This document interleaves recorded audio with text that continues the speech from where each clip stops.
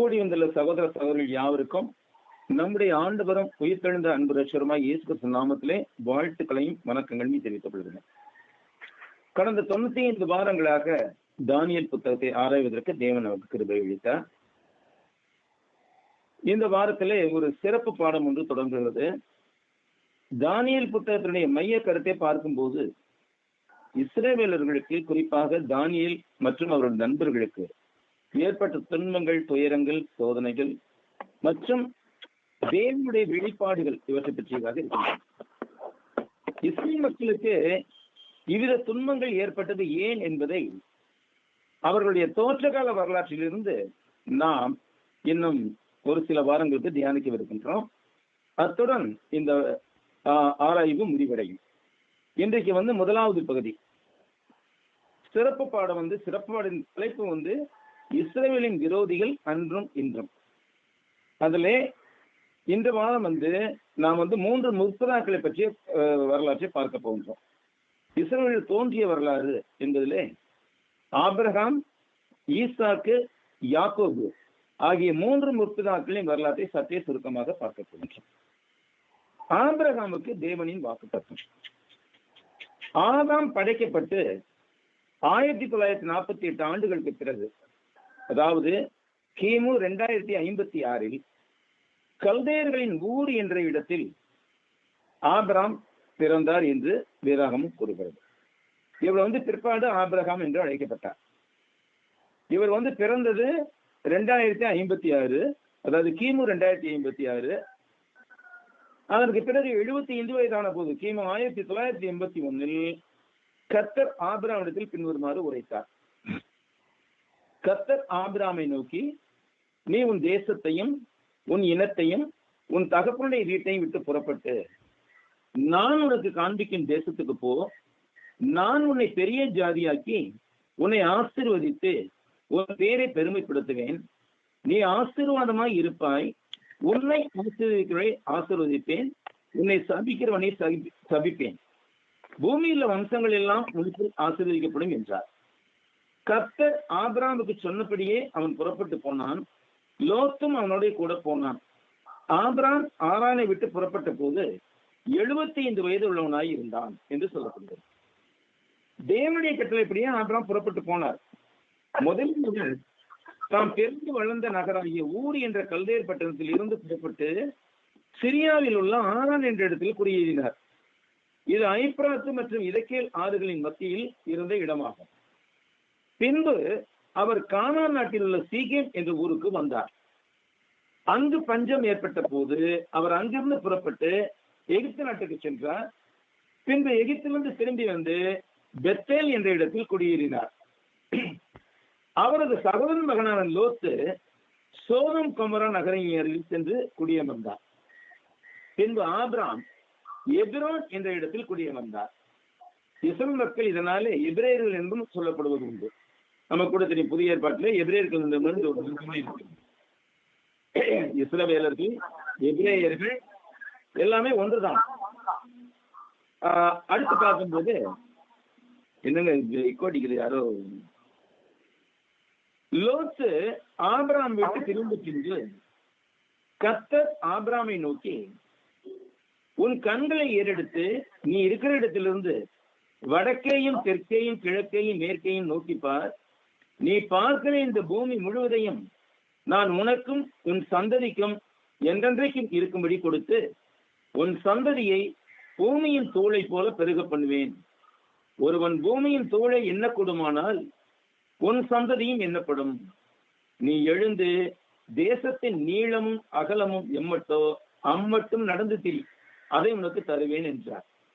அப்பொழுது ஆபிரகாம் கூடாரத்தை பெயர்த்து கொண்டு போய் எபிரோனில் இருக்கும் மம்ரேயின் சமபூமியில் சேர்ந்து குடியிருந்து அங்கே கர்த்தருக்கு ஒரு பலிபீடத்தை கட்டினான் என்று சொல்லப்படுது. ஆதியாகமம் 13:14-15. ஒரு வரைபடம் கொடுத்திருக்கேன் PDF-ல. அதுல ஆபிரகாம் பயணம் செய்த பகுதி யாவும் சிவப்பு கோடுகளால் குறிக்கப்பட்டுள்ளன. வடக்கில் இன்றைய சீரியா தொடங்கி தெற்கில் சவக்கடல், அதற்கும் தெற்கே உள்ள பகுதி வரையிலும் இதுமே வரையிலும் அவர் சுற்றி தீர்ந்துள்ளார். ஆபிரகாமுக்கு நேர்ந்த துன்பங்கள் என்னன்னு பார்க்கும்போது, வேதாகமத்தில் ஆபிரகாமின் எதிரிகள் கெதர்லா கோமேர் மற்றும் பிற ராஜாக்கள் ஆகியோர் அங்கே சோதோமை தாக்கி ஆபிரகாமின் சகோதரன் லோத்தையும் அவன் குடும்பத்தை, அவனுடைய சொத்துக்கள் எல்லாவற்றையும் கடத்தி. ஆபிரகாம் இந்த ராஜாக்களை தோற்கடித்து லோத்தையும் அவரது உடைமைகளையும் மீட்டெடுத்தார். இந்த எதிரிகள் யாரான்னு பார்க்கும்போது, முதலாவது கெதர்லா கோமேர். இவன் லெவன்டன் படையை தோற்கடித்த மெசபோத்தாமியா படைகளுக்கு தலைமை தாங்கினான். அடுத்து பேரா ராஜா, இவன் சோதமின் ராஜா. பிர்ஷா என்ற ராஜா கொமராவின் ராஜா. சினாப் என்ற ராஜா அத்மாவின் ராஜா. செமவேர் என்பவன் செபோமையின் ராஜா. அப்புறம் பேலாவின் ராஜா இருந்தால் அந்த பேலா என்ற இடம் சோமார் என்றும் அழைக்கப்படுகிறது.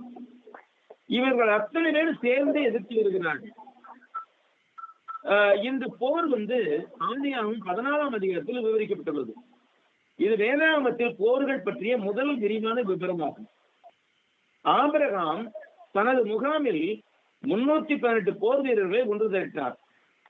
அவர் தனது முகாமில் இருந்த தன்னுடைய ஆட்களை 2 குழுக்களாக பிரித்து தான் என்ற இடம் வரைக்கும் அந்த ராஜாக்களை துரத்தினார்.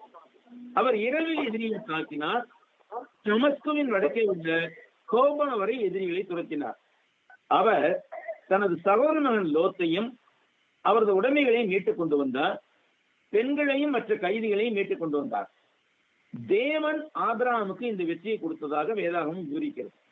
இந்த போரில் வெற்றி பெற்று வந்த ஆபிரகாமுக்கு உன்னதமான தேவனுடைய ஆசாரியராயிருந்த சாலாமின் ராஜாவாகி மெல்கிசேதேக்கு அப்பமும் திராட்சரசமும் கொடுத்து ஆசீர்வதித்தார் என்றும் நாம் அறிகிறோம். மேலும் ஆபிரகாம் போரில் வென்று பெற்ற பொருட்கள் எல்லாவற்றிலும் இந்த ஆசாரியனாகிய மெல்கிசேதேக்கு தசமபாகம் கொடுத்தார் என்றும் நாம் அறிகிறோம். இது பற்றிய ஒரு விரிவான படம் ஒன்று பிடிஎஃப்ல கொடுத்திருக்கிறேன். ஆங்கிலத்துல கொடுத்துருக்கேன், தமிழும் கொடுக்கிறேன். அதுல பாத்தீங்கன்னா ரொம்ப அதிசயமா இருக்கும். ஆரான் என்ற இடத்துல, அதாவது துருக்கிக்கு மேற்கே உள்ள பகுதி, ஆரான் என்ற இடத்தில் இருந்து கீழே சவக்கடலுக்கு கீழே நெகேவ் என்ற இடம் இருக்குது. அது வரைக்கும் உள்ள பகுதி முழுவதும் ஆபிரகாமுக்கு வாக்குத்தத்தம் பண்ணப்பட்ட தேசம். ஆனா இன்றைக்கு அந்த இஸ்ரேல் இருக்கிறது ரொம்ப ரொம்ப சுருக்கிருச்சு. சுத்தி பல நாடுகள், லெபனான், ஜோர்டான், சிரியா, துருக்கி என்று பல நாடுகள் அங்கே என்ன செஞ்சாங்க, ஆக்கிரமித்துக் கொண்டார்கள். ஆனால் ஆபிரகாமுக்கு வாக்களிக்கப்பட்ட தேசத்தை இந்த மேப்ல கொடுத்திருக்கிறேன். வயலட் கலர்ல ஒரு லைன் போட்டிருக்கோம். அந்த வயலட் கலர் லைன்ல இன்க்ளூடட் ஆயிருக்கிறது அத்தனையும் ஆபிரகாமுக்கு அவருடைய சந்ததிக்கும் வாக்களிக்கப்பட்ட தேசம். இதனுடைய மேற்கு எல்லை மத்திய தரைக்கடல், கிழக்கு எல்லை சிரியா தேசம் இருக்கிறது, அடுத்து யோர்தான் நதி இருக்கிறது, எல்லாமே இருக்கு. இது அத்தனை ஆபிரகாமுக்கு வாக்களிக்கப்பட்ட தேசம். ஆனால் இன்றைக்கு அந்த தேசத்தை கூறு போட்டு விட்டார்கள் உலக மக்கள். அதனால்தான் இந்த இடத்துல எப்பொழுதுமே போர் நடந்தக்கூடிய, உலகத்தில் நடந்த போர்களிலே அதிகமான போர்கள் நடந்த இடம் எருசலேம் தான். ஆனால் அந்த இடத்தின் பேர் என்ன? சமாதானத்தின் இடம். பொறுத்து ஈசாக்கை பார்க்கிறோம். ஆதியாகமம் 26:3-4 காணப்படுகிறபடி தேவன் ஈசாக்கு அளித்த வாக்குறுதி என்னவென்றால், தேவன் அவனுடன் இருப்பார், அவரை ஆசீர்வதிப்பார், அவருக்கும் அவர் சந்ததியினருக்கும் முழு தேசத்தையும் கொடுப்பார். மேலும் ஆபிரகாம் அளித்த வாக்குத்தத்தத்தை நிறைவேற்றுவதற்காகவும் ஈசாக்கின் சந்ததி மூலம் பூமியின் அனைத்து தேசங்களும் ஆசீர்வதிக்கப்படும் என்றும் அவர் உறுதியளித்தார். வேதாகமத்தில் ஈசாக்கின் விரோதிகளில் பெலிஸ்தியர்களும் இஸ்மவேலும் முதன்மையானவர்களாக இருந்தனர். இஸ்மவேல் யாருன்னு தெரியுதுல்ல? ஆபிரகாமுக்கு பிறந்த முதல் மகன் இஸ்மவேல். அந்த சந்ததியார் ஈசாக்கு விரோதிகளாக இருந்தார்கள். அதே மாதிரி பெலிஸ்தியர்களும் ஈசாக்கு விரோதிகளாக இருந்தார். பெலிஸ்தியர்கள் ஈசாக்கின் செல்வத்தையும் செழிப்பையும் பார்த்து பொறாமைப்பட்டார்கள். ஆதியாகமம் 26:12-16 பின்வரும் வாசிக்கிறோம். ஈசாக்கு அந்த தேசத்தில் விதை விதைத்தான். கர்த்தர் அவனை ஆசீர்வதித்ததினால் அந்த வருஷத்தில் 100 மடங்கு பலன் அடைந்தான். அவன் ஐஸ்வர்யவானாகி வர வர விருத்தி அடைந்து மகா பெரியவனானான். அவனுக்கு ஆட்டு மந்தையும் மாட்டு மந்தையும் அநேக பணிவிடைக்காரரும் இருந்தபடியினாலே பெலிஸ்தர் அவன் பேரில் பொறாமை கொண்டு அவன் தகப்பனாகிய ஆபிரகாம் நாட்களில் அவனுடைய வேலைக்காரர் வீட்டின துறவுகள் எல்லாம் தூர்த்து மண்ணினால் நிரப்பி போட்டார்கள். அபிமெலேக்கு யாரு? பெலிஸ்தருடைய ராஜா அபிமெலேக்கு, அந்த காலத்துல இருந்தவன். அபிமெலேக்கு ஈசாக்கை நோக்கி, நீ எங்களை விட்டு போய்விடு, எங்களை பார்க்கல மிகவும் பலத்தவனானாய் என்றான். எவ்வளவு பொறாம பாருங்க. கேணியவே தூர்த்து போட்டிருக்காங்க. கேணிகளை பூரா மண்ணை கொட்டி மூடி விட்டுறது, இவன் வெட்டின கேணிகள் பூரா. அவ்வளவு பொறாம இருந்திருக்குது. இதை தொடர்ந்து ஈசாக்கு பெலிஸ்தரின் தேசத்தை விட்டு வெளியேறி கேராரின் பள்ளத்தாக்கிலே கூடாரம் போட்டு அங்கே குடியமர்ந்தார். அவர் என் தகப்பனாகிய ஆபிரகாமின் விட்டினவைகளும் ஆபிரகாம் மரித்த பின்னர் பெலிஸ்தர் தூர்த்து போட்டவைகளான துறவுகளை மறுபடியும் தோன்றி அவற்றுக்கு ஆபிரகாம் வைத்திருந்த பெயர்களிடையே இவரும் பெயரிட்டார். அதை தொடர்ந்து என்ன நடந்தது என்று பார்ப்போம். 26, 19, 22 பேர் சொல்லுகிறது. ஈசாக்குடைய வேலைக்காரர் பள்ளத்தாக்கிலை வெட்டி அங்கே சுரக்கும் நீரூற்றை கண்டார்கள். கேராரூர் மேய்ப்பர் இந்த தண்ணீர் தங்களுடையது என்று சொல்லி ஈசாக்குடைய மேய்ப்பரோட வாக்குவாதம் பண்ணினார்கள். அவர்கள் தன்னுடைய வாக்குவாதம் பண்ணினபடியால் அந்த துறவுக்கு ஏசேக்கு என்று பெயரிட்டான். ஏசேக் என்றால் வாக்குவாதம் என்று அர்த்தம். வேறொரு துறவை விட்டினார்கள், அதை குறித்தும் வாக்குவாதம் பண்ணினார்கள். ஆகையால் அதற்கு சித்னா என்று பெயரிட்டார். அவன் பின்பு அவன் அவிடம் விட்டு பெயர்ந்து போய் வேறொரு துறவை வீட்டினான். அதை குறித்து அவர்கள் வாக்குவாதம் பண்ணவில்லை. அப்போது அவன், நாம் இந்த தேசத்தில் பலுகி பெரும்படிக்கு இப்பொழுது கர்த்தர் நமக்கு இடம் உண்டாக்கிறார் என்று சொல்லி அதற்கு ரெகோபோத் என்று பெயரிட்டான். ஏசேக் என்றால் சண்டை, சித்னா என்றால் விரோதம், ரெகபோத் என்றால் இடம் கிடைத்திருக்கிறது, இடம் உண்டாயிருக்கிறது நமக்கு என்று அர்த்தம். அடுத்தபடியாக பார்க்கும்போது பெலிஸ்தர்களின் மேய்ப்பர்கள் ஈசாக்கின் மேய்ப்பர்களுடன் சண்டையிட்டார்கள். ஈசாக்கு பெலிஸ்தர்களால் 3 முறை வெற்றி அடைந்தார். இறுதியில் ஈசாக்கு பெலிஸ்தரின் ராஜாவாகிய அபிமெலேக்குடன் சமாதான உடன்படிக்கை செய்தார். எடுத்து பார்க்கும்போது இஸ்மவேல் ஆபிரகாமின் அடிமை பெண்ணின் மகனான இஸ்மவேல். ஆபிரகாமின் அடிமை பெண் வீழ்த்திய பெண் ஆகார். ஆகாருக்கும் ஆபிரகாம் இஸ்மவேல். அவன் ஈசாக்கு குழந்தையாக இருந்த போது அந்த குழந்தையாக இருந்த ஈசாக்கை கேலி செஞ்சிருக்கான். அதனால என்ன நடந்துச்சாங்க? ஆதியாகமம் 21:9-10 வாசிக்கிறோம். பின்பு எகிப்து தேசத்தாளாகிய ஆகார் ஆபிரகாமுக்கு பெற்ற குமாரன் பரியாசம் பண்ணுகிறதை சாராள் கண்டு ஆபிரகாமை நோக்கி, இந்த அடிமை பெண்ணையும் அவள் மகனையும் புறம்பே தள்ளும். இந்த அடிமை பெண்ணின் மகன் என் குமாரனாகிய ஈசாக்குடைய சுதந்திரவாளியாய் இருப்பதில்லை என்றார். இஸ்மவேல் மற்றும் ஈசாக்கின் சந்ததியினர் வரலாற்று ரீதியாகவே எதிரிகளாய் இருந்தார்கள், இருக்கின்றனர், இன்னும் இருப்பார்களா என்ன என்று தேவனுக்கு தான் தெரியும். அந்த நாள்லயும் இருந்தாங்க, இன்னைக்கு இருக்கிறாங்க, அதே மாதிரிதான் இருக்கிறாங்க இஸ்மவேல் மற்றும் ஈசாக்கின் சந்ததியினர். இதை குறித்து இந்த பாடத்தின் பின்பகுதியில் இன்னும் விளக்கமாக பார்ப்போம். அடுத்த வாரத்துல நாம் இன்னும் தெளிவாக பார்ப்போம். அடுத்து நான் பார்க்கும்போது இந்த பிடிஎஃப்ல இதை பத்தி கொடுத்துருக்கேன். ஈசாக்குடைய பயணம் பண்ண தேசங்கள் ஆங்கிலத்திலும் கொடுத்துருக்கேன், தமிழ்லையும் கொடுத்துருக்கேன் மேப். ஈசாக்கு பயணம் பண்ண தேசங்கள் எல்லாவற்றையும் அங்கே பார்க்கலாம். வேதாகமத்தில் ஈசாக்கு தெற்கு கானானில் உள்ள பேர்ஷேபாவில் இருந்து கெரார் மற்றும் நெகேப் உட்பட பல இடங்களுக்கு பயணம் செய்திருக்கிறார். ஈசாக்கின் பயணங்களை பார்க்கும்போது பேர்ஷெபா முதல்ல.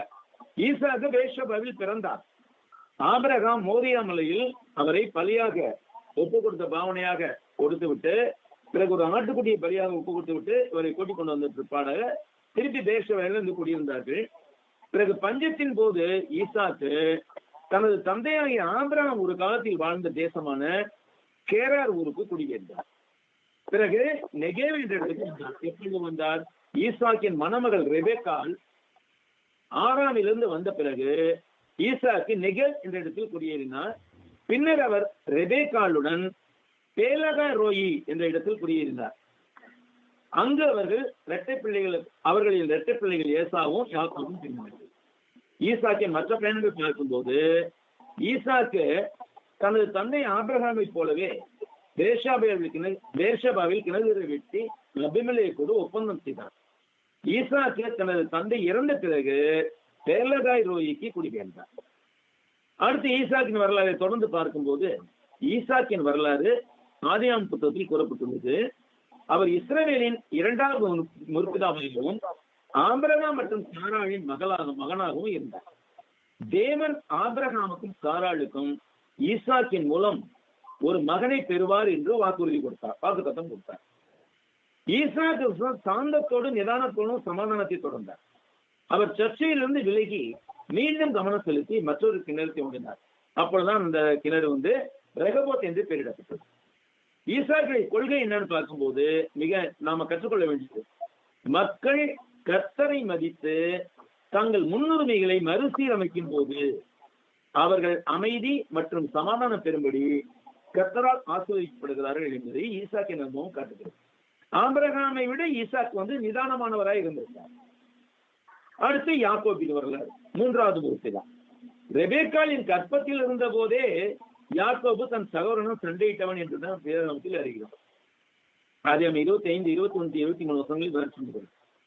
மலடியாய் இருந்த தன் மனைவிக்காக ஈசாக்கு கர்த்தரை நோக்கி வேண்டுதல் செய்தான். கர்த்தர் அவன் வேண்டுதலை கேட்டறினார்.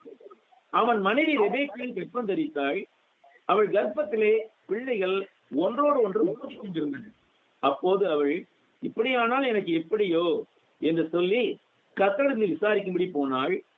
அதற்கு கர்த்தர், 2 மக்கள் இனங்கள் உன் கர்ப்பத்தில் உண்டாயிருக்கிறது. ஜாதிகள் என்று போட்டிருக்கிறது, ஆனா நேஷன்ஸ்லாம் ஆங்கிலத்தில் போட்டிருக்கு. எதிரே வார்த்தையும் அங்க மக்கள் இனம் என்பதற்குரிய வார்த்தை தான் இருக்கு. ஆனா அங்க தவறாக ஜாதிகள் என்று போட்டிருக்கிறது. அதற்கு கர்த்தர், 2 மக்கள் இனங்கள் உன் கர்ப்பத்தில் உண்டாயிருக்கிறது. 2 வித ஜனங்கள் உன் வயிற்றிலிருந்து பிரியும். அவர்களில் ஒரு ஜனத்தார் மற்ற ஜனத்தாரை பார்க்க பலத்திருப்பார்கள். மூத்தவன் இளையவனை சேவிப்பான் என்றார்.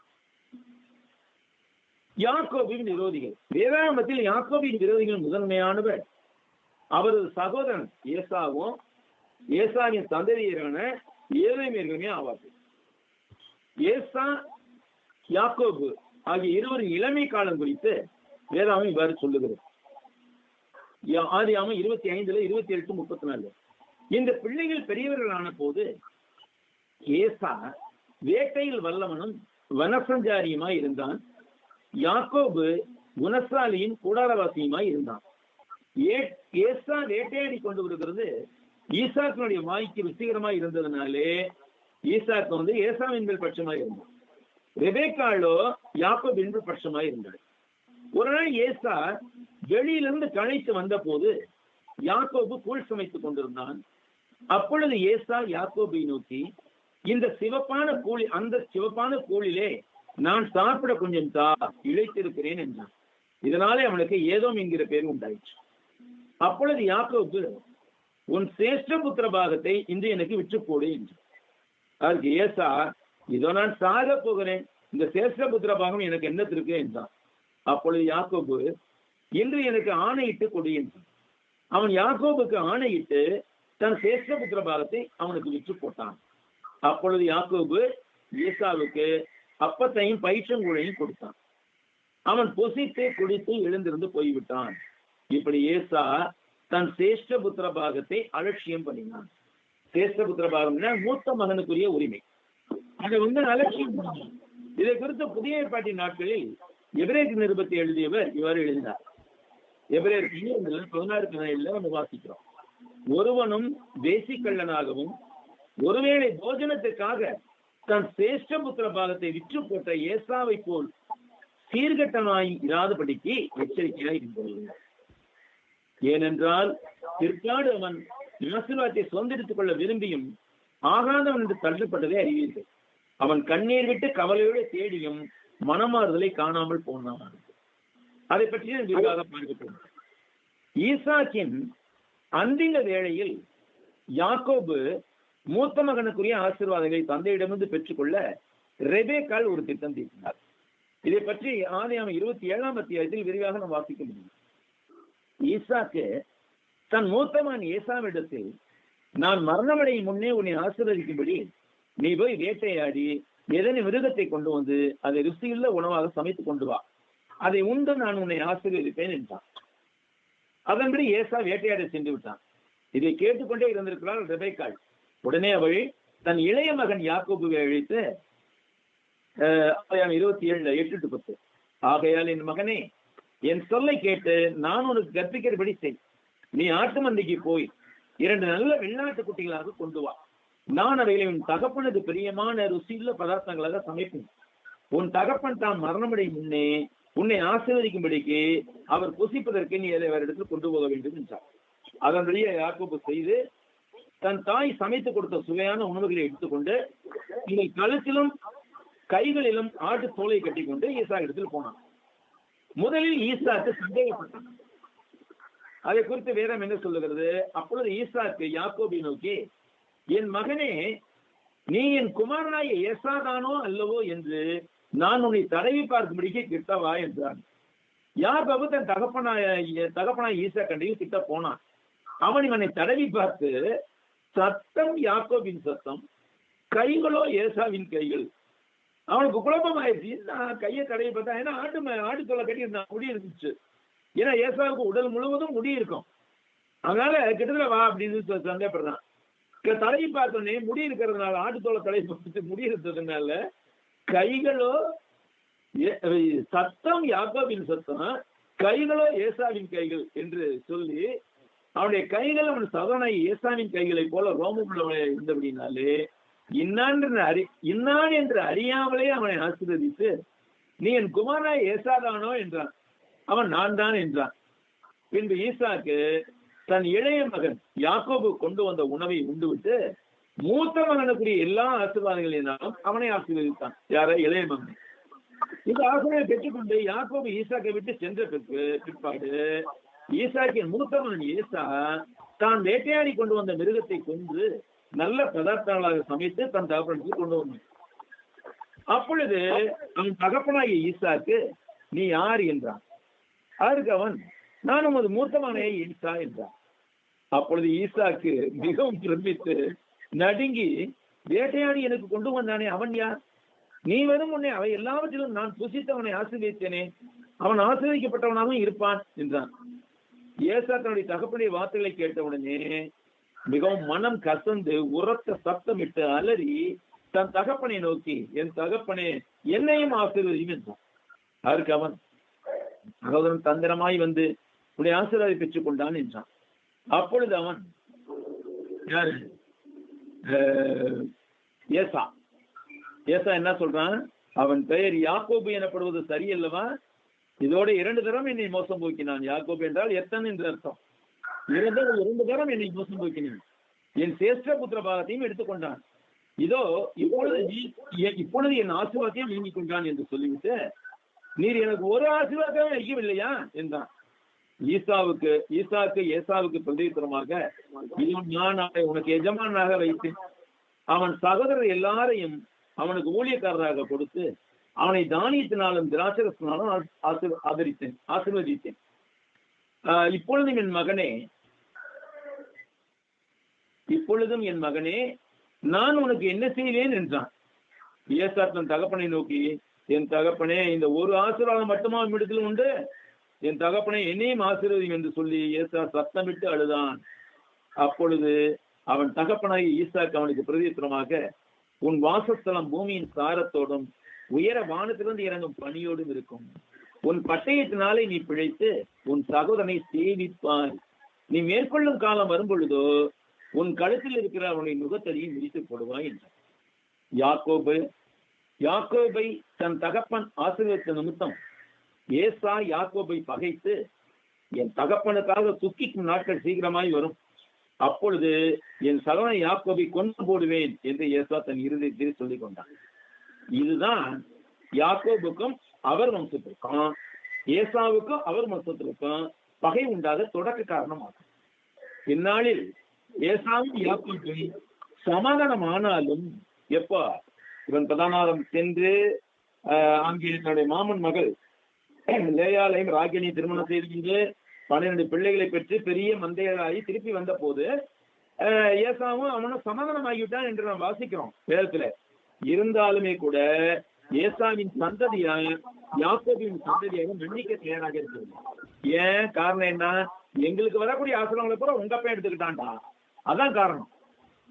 அப்ப அந்த ஏதோமியர்கள் என்ன செய்யறாங்க? இவர்கள் ஏசாவின் சந்ததியாக, இவர்கள் யாக்கோபின் சந்ததியினரான இஸ்ரவேலர்களின் கடுமையான எதிரிகளாய் இருந்தார்கள். ஏதோமியர்கள் பெரும்பாலும் இஸ்ரவேலின் எதிரிகள் இஸ்ரவேலை தாக்குவதற்கு உதவினார்கள். இஸ்ரவேலர்கள் தங்கள் நாட்டின் வழியை பாதுகாப்பாக நடந்து செல்ல கூட ஏதோமியர்கள் நிறுத்தி விட்டார். ஈர்த்திலிருந்து கிளம்பி வந்தார்கள் இல்லையா? அப்ப நடந்த சம்பவம் என்னாகும் என்ன கூறுவதுன்னு பாருங்க. என்னாகும் 20ஆம் அதிகாரத்துல 14-20 வசனங்கள்.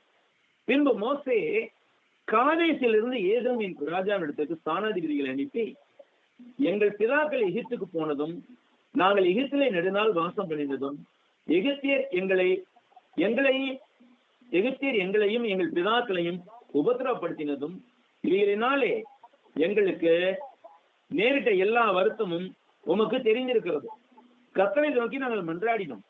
அவர் எங்களுக்கு செவி கொடுத்து ஒரு தூதனை அனுப்பி எங்களை எகிப்திலிருந்து புறப்பட பண்ணினார். இப்பொழுது நாங்கள் உமது எல்லைக்குட்பட்ட காதேஸ் என்ற ஊரில் வந்திருக்கிறோம். நாங்கள் உமது தேசத்தின் வழியாக கடந்து போகும்படி உத்தரவு கொடுக்க வேண்டும். வயல்வெளிகள் வழியாகவும் திராட்சை தோட்டங்கள் வழியாகவும் நாங்கள் போகாமலும் துறவுகளின் தண்ணீரை குடியாமலும் ராஜபாதை வழியாகவே நடந்து உமது எல்லை மட்டும் கடந்து போகும்படி வலதுபுறமும் இடதுபுறமும் சாயாதிருப்போம் என்று உறுதி கூறுகிறோம் என்று உமது சகோதரனாய் இஸ்ரவேல் சொல்லி அனுப்புகிறான் என்று சொல்ல சொன்னான். மோசே என்ன சொல்றாரு? உம்முடைய சகோதரனாய் இஸ்ரவேல் என்று சொல்லுகிறான். ஆனால் அதுக்கு ஏதோம் என்ன சொன்னான்? அதுக்கு ஏதோம் ராஜா, நீ என் தேசத்தின் வழியாக கடந்து போக கூடாது, போனால் பட்டயத்தோட உன்னை எதிர்க்க புறப்படுவேன் என்று அவனுக்கு சொல்ல சொன்னான். அப்பொழுது இஸ்ரவேலின் புத்திரர் அவனை நோக்கி, நடப்பான பாதையின் வழியாய் போவோம், நாங்களும் எங்கள் மிருகங்களும் தண்ணீரை குடித்தால் அதுக்கு திரயம் கொடுப்போம், வேறொன்றும் செய்யாமல் கால்நடையாய் மாத்திரம் கடந்து போவோம் என்றான். அது ரொம்ப கெஞ்சி கேட்கிறான். ஆனா அப்பயும் அங்க அவன் என்ன சொன்னான்? ஏதோ ராஜா என்ன சொன்னான்? அப்ப அதற்கு அவன், நீ கடந்து போக கூடாது என்று சொல்லி வெகு ஜனங்களோடும் பலத்த கையோடும் அவர்களை எதிர்க்க புறப்பட்டான். இப்படி ஏதோ தன் எல்லைகளை கடந்து போகும்படிக்கு இஸ்ரவேலுக்கு உத்தரவு கொடுக்கவில்லை. ஆகையால் இஸ்ரவேலர் அவனை விட்டு விலகி போனார்கள். இதுக்கு காரணம் யாக்கோபு தந்திரமாய் வஞ்சித்து கொண்டு அந்த உரிமையை பறித்துக் கொண்டான் என்பதுதான். அதே மாதிரி பின்னாடி பார்க்கும்போது எருசலேம் பாபிலோனிடம் வீழ்ந்த போது இஸ்ரவேலை கொன்றதில் ஏதோமியர்களும் பங்கேற்றார். போரில் ஏதோம் இஸ்ரவேலின் எதிரிகளுக்கு உதவியதற்காக கண்டிக்கப்பட்டது. உபதியா தீர்க்கதரிசனம் சொல்கிறார். கிமு 841 ஏதோமுக்கு விரோதமாக தீர்க்கதரிசனம் உரைத்த உபதியா இவ்வாறு உரைத்திருக்கிறார். நீ உபதியா புத்தகம் ஒரே அதிகாரம் உள்ள புத்தகம். ஏதோமிற்கு எதிராக உரைக்கப்பட்ட வாக்கு அது. அதை 1வது அதிகாரத்தில் 10ஆம் வசனம் வாசிப்போம். நீ உன் சகோதரனாகிய யாக்கோபுக்கு செய்த கொடுமை நிமித்தம் வெட்கம் உன்னை மூடும், நீ முற்றிலும் சங்கரிக்கப்பட்டு போவாய். நீ எதிர்த்து நின்ற நாளிலும் அந்நியர் அவன் சேனையை சிறைபிடித்து போன நாளிலும் மறுதேசத்தார் அவன் வாசல்களுக்குள் பிரவேசித்து எருசலேமின் பேரில் சீட்டு போட்ட காலத்தில் நீயும் அவர்களில் ஒருவனை போல் இருந்தாய். உன் சகோதரன் யாரு? யாக்கோபு. உன் சகோதரன் யாக்கோபுனா யாக்கோபுடைய வம்சத்தார், உன்னாக்கா ஏசாவுடைய வம்சத்தார். உன் சகோதரன் அந்நியர் வசமான நாளாகிய அவனுடைய நாளை நீ பிரியத்தோட பாராமலும் யூதா புத்தருடைய அழிவின் நாளிலே அவர்கள் நிமித்தம் சந்தோஷப்படாமலும் அவர்கள் நெருக்கப்படுகிற நாளிலே நீ பெருமையாய் பேசாமலும் இருக்க வேண்டியதாக இருந்தது. என் ஜனத்தின் ஆபத்து நாளிலே நீ அவர்கள் வாசல்களுக்கு பிரவேசிக்காமலும் அவர்கள் ஆபத்து நாளிலே அவர்கள் அனுபவிக்கிற தீங்கை நீ பிரியத்தோட பாராமலும் அவர்கள் ஆபத்து நாளிலே அவர்களுடைய ஆசையிலே கை போடாமலும் அவர்களில் தப்பினவர்களை சங்கரிக்கும்படி வழிச்சந்திகளிலே நிற்காமலும் இக்கட்டு நாளில் அவர்களில் மீதியானவர்களை காட்டிக்கொடாமலும் இருக்க வேண்டியதா இருந்தது. இது அத்தனையும் செஞ்சிருக்கிறாங்க ஏசாவின் சந்ததியார். யாருக்கு எதிராக? யாக்கோபின் சந்ததியாருக்கு எதிராக. எல்லா ஜாதிகளுக்கும் விரோதமான நாளாகிய கர்த்தருடைய நாள் சமீபமாக இருந்திருக்கிறது. நீ செய்தபடியே உனக்கு செய்யப்படும், உன் செய்யின் பலனை உன் தலையின் மேல் திரும்பும். ஏதோமின் சந்ததியரான பிற்பாடு புதிய ஏற்பாடு காலத்துல, அதாவது இயேசு பிறந்த போது நடந்த ஒரு சம்பவம். ஏதோமின் சந்ததியில் வழிவந்தவனான எதுமேயனான ஏரோது யூதர்களில் புதிதாய் பிறந்த ராஜாவை கொல்ல முயன்றான். இதை பற்றி மத்தேயு நற்செய்தியில் பின்வருமாறு நான் வாசிக்கிறேன். அப்பொழுது ஏரோது தான் சாஸ்திரிகளால் வஞ்சிக்கப்பட்டதை கண்டு மிகுந்த கோபமடைந்து ஆட்களை அனுப்பி தான் சாஸ்திரத்தில் திட்டமாய் விசாரித்த அறிந்த காலத்தின்படியே பெத்லகேமிலும் அதன் சகல எல்லையில் இருந்த 2 வயதுக்குட்பட்ட எல்லா ஆண் பிள்ளைகளையும் கொலை செய்தான். எங்க வந்து முடியுது பாருங்க. இது புலம்பலும் அழுகையும் மிகுந்த துக்கம் கோடாலமாய் கூக்குரல் ராமாவிலே கேட்கப்பட்டது. ராகேல் தன் பிள்ளைகளுக்காக அழுது அவைகள் இல்லாதபடியால் ஆறுதல் அடையாது இருக்கிறாள் என்று இறைமை தீர்க்கதரிசி உரைக்கப்பட்டது. அப்பொழுது நிறைவேறிற்று. இரட்டையர்களின் யாக்கோபுக்கும் ஏசாவுக்கும் இடையில் மோதல் ஏற்பட்டது. அது அவர்கள் சந்ததியாருக்குள்ள தொடர்ந்து வந்தது. யாக்கோபின் சந்ததியார் இஸ்ரவேலின் தேசமாக மாறினார்கள். ஏசாவின் சந்ததியார் ஏதோமியர்கள் ஆனார்கள். அது வரலாற்று ரீதியாக தொடர்ந்து கொண்டே வந்தது. இப்ப இன்னமும் இருக்கிறது. அது எப்படி வரக்கூடிய நாட்களில் நம்ம பார்த்தோம். ஒரு இனம் தோன்றும் போதே அந்த இனத்தை அழிக்க வேண்டும் என்பது சாத்தானுடைய திட்டமாய் இருந்தது. அந்த இனத்தை காத்துக்கொள்ள வேண்டும் என்பது தேவனுடைய திட்டமாய் இருந்தது. ஆகவே இது தேவனுக்கும் சாத்தானுக்கும் இடையே நடந்த போர். அதை நம்ம கவனிக்கணும். இங்கே ஆபிரகாம், ஈசாக்கு, யாக்கோபு ஆகியோருடைய வாழ்க்கையில பல வகையான எதிரிகள் கிளம்பினார். அந்த எதிரிகள் எல்லோரும் எப்படியாவது யாக்கோபு, அதாவது ஆபிரகாம், ஈசாக்கு, யாக்கோபு வழியாக ஒரு வம்சம் தோன்றி விடாதபடிக்கு அழிக்க வேண்டும் என்பதையே குறிக்கோளாக கொண்டு செயல்பட்டார். காரணம் என்ன? இஸ்ரவேல் வம்சத்தின் மூலமாகத்தான் மேசியா பிறக்க இருந்தார். அப்ப மேசியா தோன்றுகிற இஸ்ரவேல் வம்சத்தை அழித்து விட்டால் மேசியா தோன்ற முடியாது. இவங்க என்ன சாத்தானுடைய நினைவு என்ன? சீப்பை ஒழிச்சு வச்சுட்டா கல்யாணம் பண்ண முடியாது அப்படிங்கிற ஒரு நினைவு. இப்ப சொல்றாங்களே சீப்பை ஒழிச்சு வச்சுட்டா கல்யாணம் முடியுமா அப்படின்னு. அந்த மாதிரி சாத்தான் இஸ்ரவேல் வம்சத்தை அழித்து விட்டால் தேவன் இந்த திட்டத்தை நிறைவேற்ற முடியாதுல்ல. அதனால இஸ்ரவேல் வம்சத்தை தொடர்ந்து அழிச்சிருவோம். இது இன்றைக்கு வரைக்கும் தொடர்வது சகோதரி. இன்டர்நேஷனல் அன்றைக்கு நடந்த காரியம் மட்டுமல்ல, இன்றைக்கு வரைக்கும் தொடர்கிற ஒரு காரியமா இருக்கு. ஏனென்றால் ஆபிரகாமுக்கும், ஈசாக்குக்கும், யாக்கோபுக்கும் தேவன் அளித்த வாக்கு தத்தம் அவ்வளவு வலுவானது. அவர் மிகப்பெரிய தேசத்தை அவருக்கு வாக்களித்தார். ஆனாலும் உலக மக்கள் எல்லோரும் ஒன்று கூடி சாத்தானுடைய திட்டங்களை ஒப்புக் கொடுத்து அந்த தேசத்தை மிக குறுதலாக்கி சிறியதாக்கி விட்டார்கள். ஆனாலும் கூட இன்றைக்கும் கூட இஸ்ரவேல் தேசம் மிக சிறந்த தேசமாக தான் விளங்குகிறது. நோபல் பரிசு ஒரு பரிசு கொடுப்பாங்க இல்லையா? ஒவ்வொரு துறையிலையும், இயற்பியல் துறை, தாவரவியல் துறை, ரசாயன துறை, இந்த பல்வேறு துறைகளில் நோபல் பரிசு கொடுப்பார்கள். அந்த நோபல் பரிசு வரைக்கும் கொடுத்தவர்கள் அதிகமான நோபல் பரிசுகள் பெற்றவர்கள் யூதர்கள் தான். அவ்வளவு அறிவையும் அவ்வளவு வல்லமையும் தேவன் கொடுத்திருக்கிறார் அவர்களுக்கு. காரணம், அவர் ஆபிரகாமுக்கும், ஈசாக்குக்கும், யாக்கோபுக்கும் அருளின வாக்கு. ஆனா இப்ப என்ன பிரச்சனை நடக்கும்? அவங்க மேசியாவை ஏற்றுக்கொள்ள மாட்டேன் என்கிறார்கள். அதனால எஞ்சி இருக்கிற அந்த யூதர்களையும் இப்ப நசுக்கிறதுக்கு ட்ரை பண்றாங்க இந்த உலக மக்கள். அதெல்லாம் பின்னாடி நம்ம பார்க்க போறோம். இன்றைக்கு நாம் இப்படி முடித்துக் கொள்வோம். முற்பிதாக்களாகிய ஆபிரகாம், ஈசாக்கு, யாக்கோபு ஆகியோருடைய வரலாற்றை பார்த்தோம். தொடர்ந்து நாம் இஸ்ரவேல் வம்சத்தாருடைய வரலாற்றை அடுத்த வாரத்திலே பார்ப்போம். இது தொடர்ந்து ஒரு 4 அல்லது 5 வாரங்களுக்கு இந்த பாடம் போகும். அதன் பிறகு நாம் மிச்ச கரையை. நன்றி சகோதரர்களே, சகோதரி.